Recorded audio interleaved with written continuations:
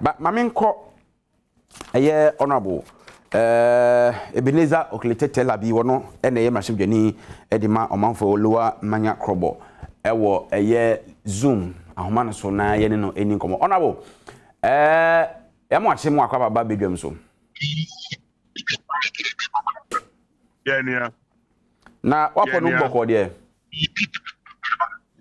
yami Adom mboko onam kwan mu no me nam kwa na traffic no mean 2 hours near me my car syntax me try say me use Google map use bypass but anye ye kra and traffic na no pano and pay I heading pa ba PM wo Gifford road na ehon mu kra de the branch baby anami nam no asemu asem faport na wo free a wo ba sisi a wo di 2 hours e wo krom na wonti meduru ba dia wo koi anya small team minia anya agro unwa obo se me dasu kra me tika no mu a me drive me ndam street me hu pa na me divert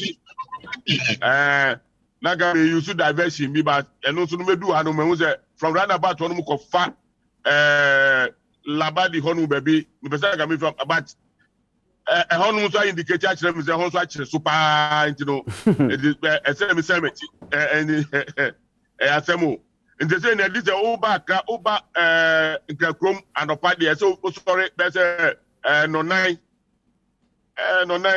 asa na bia wa be du be say 8 o'clock na edi asemu ona bo area wo wato mu bi wo as a member of parliament na we obi a sabe omen okabie wom ofo say den ye be traffic issue because a huge challenge the Magana this year bebre especially say obi o kra de say wa odo kan tutimi wura ba bi obo a o tetrotro mu public transport mu so otimu an so otim it just imagine say obi free ba bi a wo free a wo be na oba adwuma mu a me ye sure say wo si mu ntem kakra na akbo no nwotwe ekobo no nkron wonu adwuma mu productivity na affect no yes I'm say me that say who be here say you be pay alternatives na train uko amanonia omu use train ne buses buses no omu wo mu lane na omu nam mu ne ade na yenye nu na omu kura enukura achi no omu wo peak period na dey make in way traffic ya achi say no ye ma hu be say another an hour or 2 I be say traffic na perform. And it's much as a humble here say a better alternative to say buses need train American. A bibia, we are seeing no, I'm say, Beba, yeah, Quacoduno, cast near ya Dawson, Nipansu, ya Dawson, and it's a bibia, ye more, you better try say, who adapt by say, you better sorry in temp. Now, who come beer, you won't wait till maybe a cat 10 minutes and now 1 hour and son of him. Sorry, very inconvenience more there, but I think that is the situation. According to climate change, they say I can once me. We are saying until we need to adapt to some of these things. The inconvenience that we can be higher. So no, that is a yes answer and why. Honorable, minim say bia baby a wona we comfortable say obetimi adi nkomo kakra to aso because yes my package say they say na go doing there. Me wo Bema camp until me party na minimum wedding common wi ansa na memu. All right. Said you waka say o party na edi nkomo edi definitely next say oman no ne dwumadie no ho edo e wo wakoma mu pa na enra National Democratic Congress NDC mo ye press conference a mo chem say mo petition the Commonwealth Secretariat efa niema bia ekoso wo memu a musu se human right abuse ne ho keka ho especially when say aban a otiswe etunani ede asi nipa bi so number of them number mudin bi say ra ato forcing a former deputy minister currently member of parliament afei Dr. Stephen Opuni afei chairman of Ampofo quite a number of them na mbo mudin mo kire mu se ekwan ya de omo nam so ne nioma bia ekoso o mem no se Commonwealth for no mo ho ampa na omo so mo values ne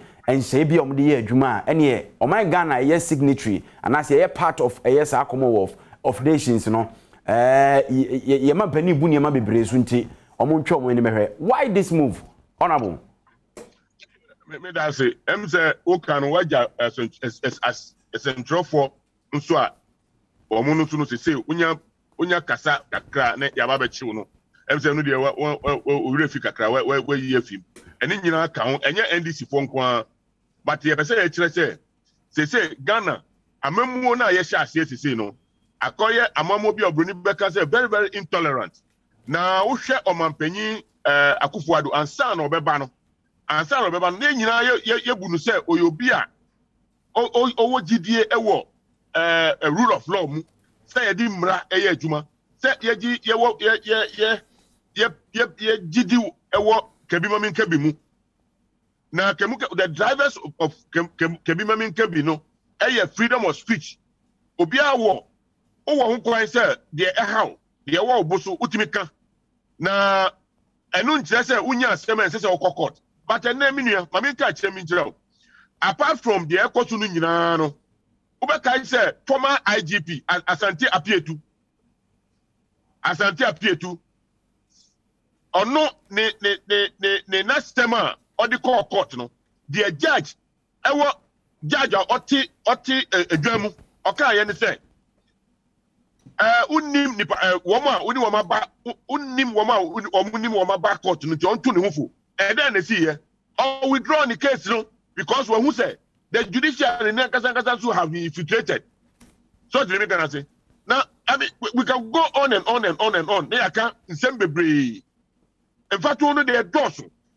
And it you know say if we belong to the Committee of Nations, that's a BB see to say they are and Russia attacking Ukraine. What would they accept now UN? Yeah, belong to Commonwealth. And you subscribe to Wamumrani Adinya, anything who say, because that's a we will not take guns. We will give you our democracy. Anything, a corner ya call domino, yet the assembly come out, send a bear, Dachibino, Assembisia, Wamuma may blame me and say, Yan Famra and Yajuma. Anything I decide to come out. Now, honorable, there will came. Minim say omeye omiye nyina ye gitum say emra e wo say ye adwuma rule of law na ye adwuma na rule of law no the tenets of rule of law na say the principle of rule of law no e kire say emra na ye supreme afa so we are all equal before the law and the enjoyment of fundamental human rights ne ho kekeka ho sa ne ma we nyina no feel say enye nioma e kwaso na mum ye court no enye competent enough and say omo aye bias to the sense say omo uphold the principles of rule of law ana person kire and Ghana no one can best describe Ghana say there's a reign of terror and obia enra and obia the echoes look the echoes to His Excellency His Excellency John Mahama the time I saw for ahimfo civil society group near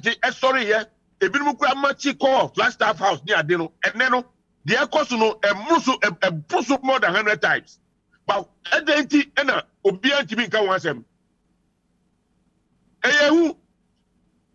who be a better because uye fifi ye baba becho because and then radio presenter eko kan say omampanyin yiri akoto asase yetumi beti na najo the same thing happened during omampanyin that Dramani na Breso the sitting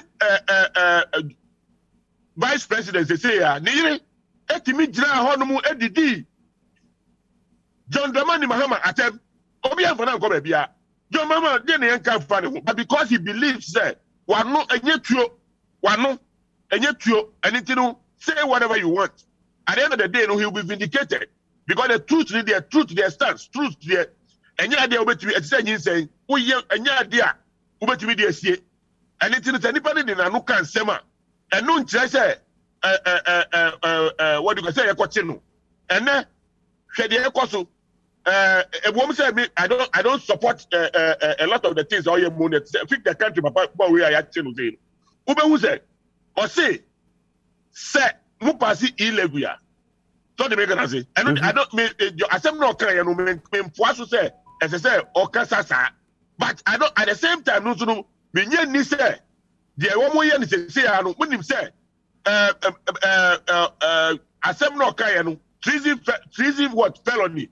Magistrate court entimi nisa asem magistrate court entimi money bail identity persistently no for 3 weeks 4 weeks continuously they say no and we didn't call the same place if it is not a very long hand be the direct here and then Rebecca when you know can only ever say no Ghana no sebio ye famra enye juma mrano discriminate e bi mo hoduma asem beba omoso Wamu song a bit of Honoma and then unya bibi fibia yadu co a bilisa and then a public procurement authority.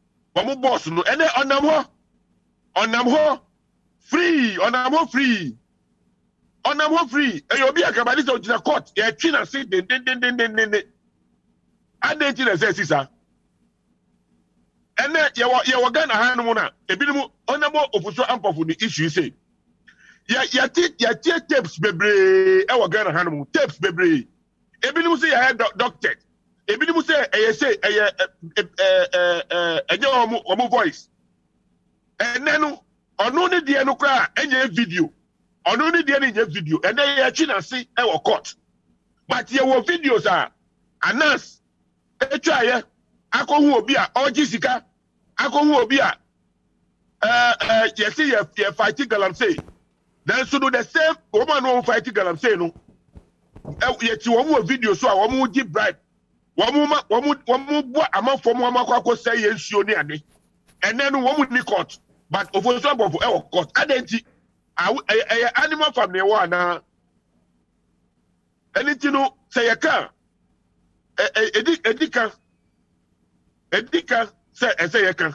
I need to know what we have done. No, we don't want to take the law into our hands. Yeah,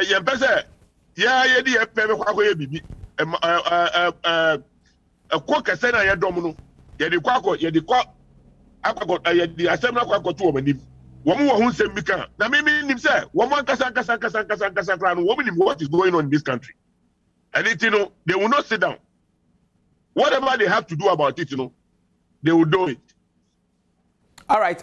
Honorable, Ovisa say, na emraye juma say they was say ye pepe, and na ebreimuno, Adjei anase it's been so for a long time.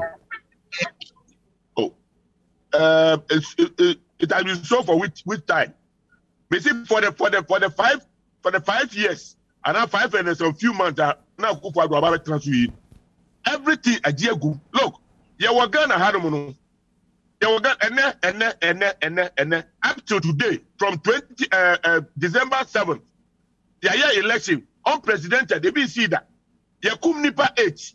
Omanpenyi and 2 on who ever because he doesn't care. Is it fair?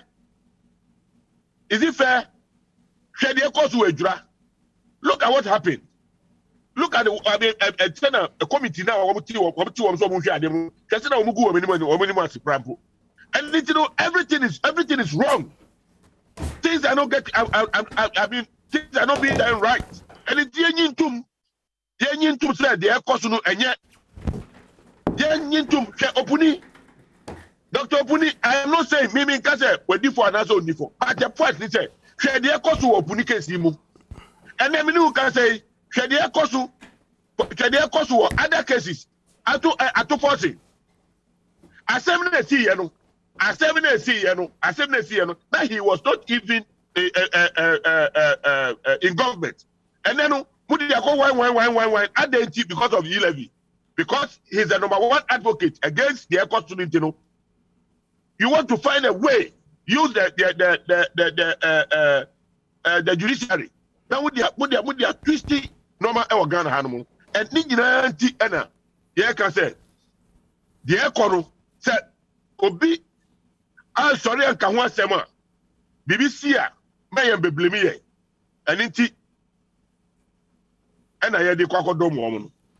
All right, Adom, mess about so now touch war as Obia, watch Radio University paying, or you tag member paying on. Now, you tag issue, but Mamma, Unia, Dennis, Miracles, Abuaja, National Communications Team member, NPP, Awatanasi, Studio Hanum say, Emrem Kakra, Ewo petition Yamode, I call a year Commonwealth Secretariat. Dennis, good morning. Good morning, Mia. Upon Boko, device election. Yeah, actually, so wait here on a book, let tell Abikakra about reasons in Tia. Or more petition Commonwealth, or person dream said they can't take the law into their hands, but Ominim said Ghana is signatory, and I say a part of a Commonwealth of Nations in Intino. Your values be near principles be a or a member also the edge, they abuse it back home into almost your magians to see and can be and Choman Penny in Abai. Remember that say, Namechia, I have phone NDC for the say every day as the days go by, Omo Puvi actually Ghana for say. The alternative that the Ghanaian people are looking for. Over Kaya, some time ago, na ye kwakoji Chinese loan be a development. Omucho letter from IMF no World Bank. So okay. Some time ago, omucho letter, I think even to the US Senate. They try as much as possible say adi bia edi mpunto bebo mine mu bia no. Eso mugu hufi. Omugu hufi anye Ghana fon kon. Omugu hufi ko wiase afa na nyina. And it's beginning to become a worry to all of us as a people. A friend is saying, petition to call Commonwealth, NDC. What to say, the second aqua couture? What to say, buying aqua couture, be the Nakoshe demu, a locano, the bottles of unity. And now, what to say, buying aqua couture, be when you fee, ni demu, I will feed in a Nakojina shooting range, a bonny to a kunana. Emra, and a year, Juma. Meaning, I would say almost every day, every week, what's even in radio? I buy a babacho. Abayache dache hine. What to say police abechi Obi. And what to say police abechi Dominic and so my hine. Ghana ha she radio stations do a work on my way. Na share journalists and presenter do a work my way. Emu say what to say abayache. And I say what to say abayin atetium. 2009. Yeni krumwa. Okay, was it Adam Mahama? One journalist via Omoche no under President John Mahama. Not to Dias will be an agent from her. I'm said into not security zone. I'm watching it to almost about 3 or 4 days. Okay, Fadi. I'm watching our airport. Oh, to quiet on the baby. I'm watching our airport. I didn't go to without any trial. What to say and then another drunk with Kufuado. A buying Achi, Ubia, and Fananko Court, Emma Embra, and in Indy. They were arresting people and putting them into BNI cells and national security cells without even any recourse to the law. And these people, I'm just trying to explain to you, say you pobi and can petition and can say petition those times. Because they did what they are complaining about. We have never done any of these things. Ojo petition mu nyina. Say dey Bobie ansane ohinibabo ma ye court ni die. And you know, could court at him, or did another at him. What is that? No, did another at him. He went to accuse the court. The court cited him for contempt. Court the need. Bobby, Uko Chantro, Emma, incited your friend is saying a certain part of the community against the public officials. And the police invited will say, this is what we have heard, say Watro and Awaka. And Tibra, you didn't go upon several invitations by the police. And police in Chow. And the NDC 4% say we are NDC ni. And no say police invite wa. That's one kwa police in who kwasa ombecho. Nobody brain wedi. As someone can say emradi also ye but as a discriminatory issues say wo krum ha. As a nipa bi nko ade na moni e wo so. You see as a chrono wakobọ chrono ya che wo se na no kofi wi ya wan chana da obeche me. Chrono ye chrono. Kofi wi ya nche no. Wo wi ya che wo. Say when we are catch and say when we are. Now they also bond there my bad mention because one chikofi. Stand dey do bo man. Wo the bond no so why you. Me say bia ko be ka say one ye. Why? Na mo say anchi kofi nti mention me. O ka opuni wo court. Yankwache Kennedy Japan for Nankojira court. Yakwaka and say, oh, where they say some kutu, Mama and Kase, or the sledgehammer crowd, the Beku ants. Yanfako don't pay no Nankojira court under NDC Abai. Who complaining about Ato-Forsen? Sato-Forsen, you know, the radio in Ebekano, TV in Ebekano, air court in Ebekano. Abai say, ambulance be a mokoto toye. Ambulance no, and ye papa, what the cannabis war mine. According to your brother, mobile mine car, into your local dress in India. O man for Uncle said they went to Mao, you don't go court. Oh, Uncle of a lawyer. For a lawyer, Konaka was when I radio in Abekano. TV in Abekano. And into NDC near, now the Bonia may and brand windy. And brand NDC for by Monoman Fire and Crofanko court. As a mob boy team, no man for Manco court. Okay, quality grain or popular quality grain issue. And I before penny for a month for Manco court. Obi to a letter call what we're saying, Commonwealth in the UN. Then as Uncle for young Somotisa. I am running to Boa Mino. When they were in government, they arrested a lot of journalists arbitrarily. Got a man from Bakumpanko court. The NPP informed penny for the Breakojina court. Obi and Toilet court, a friend said, Commonwealth. Munkwa, dear, must say, Momunko for Ebonia, and my farm Ranio Mundi. Now the Mumu special saying, come. Obi for Frya, I'm running in the. Namodi, say, and Obi obedi boni bia or my will be NDC for back eternity. Obi obedi and your mom sembia or my will be NDC for back eternity. And see, are they anti-development or they really want progress for the states as a people? Omode, are they be a punto bebo my mubiano, Ombequetia, and I did hire Cassi. Would they more NDC 40 so be after 2, Aquaco Gina Parliament, so called Bobo, MPC 2, Nayan channel, NDC for Baco Jenny, Chisano Machano. Obi to be Kono Atro, send a near message called the man here, Miancasa made Mumba Jim Namayaku. I'm running the NDC for Tarnechi. What kind of people is the Sunny Boo or mine? Obi a wo pese o man ya pese oba be di o man nanim na wo eniswade hu se ye beto obama na daache oba be le di o man no so o man ne mbo ene umpanifo nyina afreku umpanifo leaders of the party opposition party no ka se Ghana ha omo freku na se ku ba oba de no we bu o man no e de koso Ukraine ujiri se koso to aso se na wo tweka ho a o man bi be o ha fa ni Ukraine na ye be nya obi edi nanim. We need to condemn these NDC people. We need to condemn them and condemn their leadership. From the leadership of the party through parliament to the base. We need to condemn them. It is wrong. It is dangerous to our democracy. Can you put back on my way? A by way, Obeka said police are quachena on in a court. I want for as a Libya Boba Kocheme. Your journalists almost about 2,000 or 3,000. Your radio station bear 400. And we say what is about we actually. Is it a case more by Mpensenpensemu become once? Me patrol me about what can say you be actual. And Rami by Kosi say Obiachano. Even NDC for Krankasa or Mokan Samakas here. And Rami near Rikajeno, Kosi say Utieno, Obi Bacheno. But journalists me know say me and son almost say a friend saying Omugina court no. Kadiomu ye. We would you be at Obia for phone fraud I say, Brad, because of a semi waka. And we a classic example. Who can so massa answer no? Maybe Adom TV, that's a Munina, what is Obia Babetium? What is Obia multimedia say about change your lie yako? Nancy, a friend is saying, no more economics, no breadnomics, Mukra Doknobaku, Krabu, Obiacheno. So what are you talking about?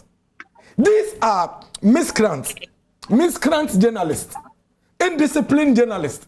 Mo person mine bo. I don't know from miscreant ni say miscreant obi o miscreant example ni say o ma ye timu a edimra ye adwuma na police atom fa nsa afre o sebra o se benko onya miscreant o ye de ade ye tie into uti ugidi say ene o so na say obi say police send a text message say you invite obani ni nkoba onko.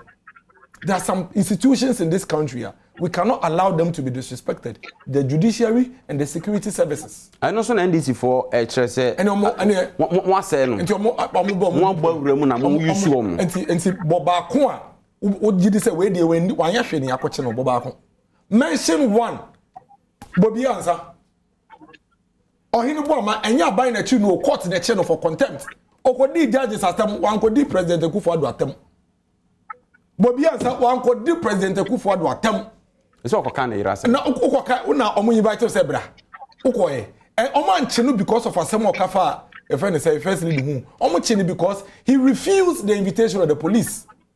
Oh, that is why he was arrested. He wasn't arrested because your friend said Okoka first lady asem. He was arrested because he refused the invitation of the police. That is the basis of his arrest. Omo che omo fana court. Omo ne ko share dem the bottles unity. Omo ne ko court wa ko asem. Police from some come asem. Court amane bail. Emra no anya emra na ye to asu. Nti afia dey.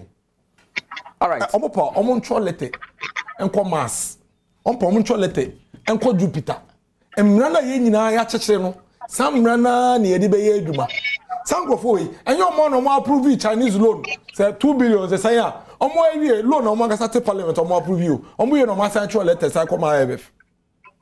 Say loan no ye mpre mo nje. These same people, the NDC are anti-development, and it is high time Ghana for nyina be bie ni hu. Yet ye kase ye na fiti no pa Ghana ha fiti no pa kopem anwumre 10. E ye politics nko a radio stations nyina. What is here to be? Enti yen trolling kontopu enyo man na ugu ye mu fi ma me sama honorable teller bi mremu kakra nsana mama enya hwe so wo me nchen wa ha nti wo be opportunity ne mo sense wa pake na oye need nko honorable teller bi mremu kakra na hwe se obetimi aka bibi kakra fa de waka no na wo di yuta de na to aso a onim my very cry I feel very sorry for the country called Ghana. Seriously, for the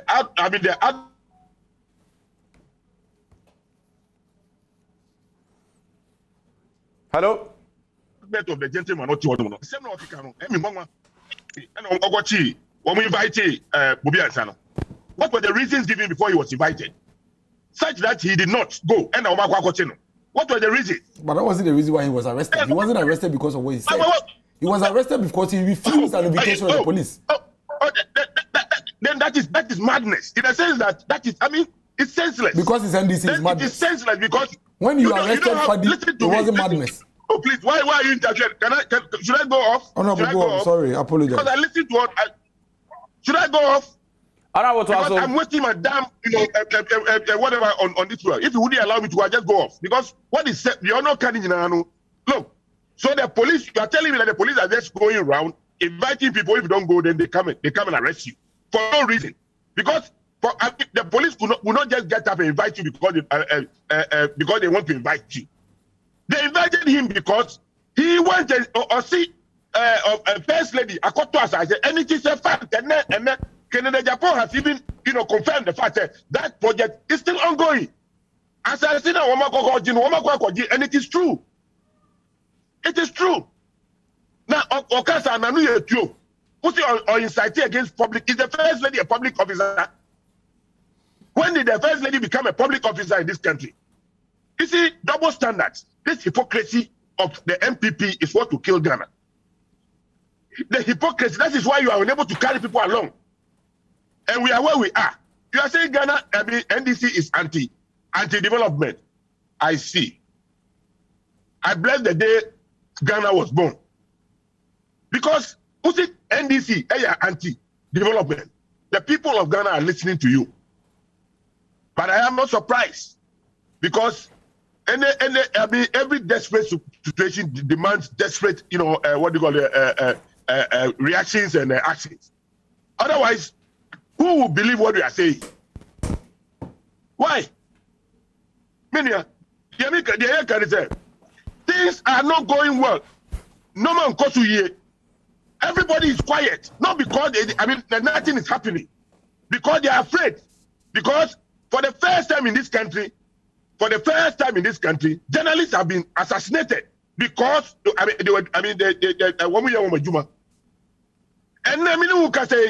was silent on the issue. For the first time, election, 8 people have been killed. The president did not find, reason to even comment on it. He's silent on it. Dead silent on it. Obia, champion of the rule of law. Champion of rule of law. And then he's so quiet. He is so quiet. The person who said, Osei, he will rather, he will prefer a cacophonous, what do you call it, a media to, what do you call it, a situation where we have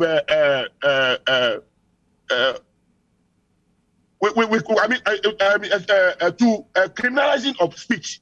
Today, you are there saying, some media persons are, what we are irresponsible. Anything, they should be arrested. Whatever they do should be criminalized. My God, where are we today? Well, we have decided, and the NDC rightly so, have decided, we are drawing the attention of the Commonwealth that this is what is happening. I'm sure they have their ears on the ground. Womuti their course when John Mahama was president. Womuti their course and yeah, they are coming. Whatever they want to say about it, they should say it. If they dismiss it, so be it. Because they be a and I'm sure, whatever advice they'll give, we'll work with it. But in the meantime, what we are saying is that